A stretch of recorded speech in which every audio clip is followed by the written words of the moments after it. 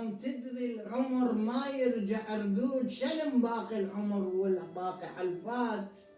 يا غم تدري العمر ما يرجع ردود، يا عمر الما مشى بحجله وشبع ودعات. يا غمك من عمر عالفقر محسود، شبع ذل بشبابه وبالكبر كفخات.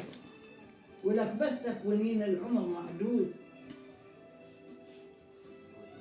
هنا مما تعلمته من الأستاذ نضال، هذا يعني مقطع مما تعلمته من شعر الأستاذ نضال أن الصورة الشعرية الرائعة لا تعتمد على اللغة أو اللهجة، وإنما بعمق الفكرة والفلسفة للرؤية وقوة الشعور المتمثل في توافق العاطفة مع التشبيه. يقول الشاعر: يقولون الصبر للضيم موعود، أنا وضيمي يتامى والصبر مات. مما يقول إن الصبر على قدر الأسى، لكن أنا صبري قد مات والأسى استمر. الشرح كلش طويل عليها.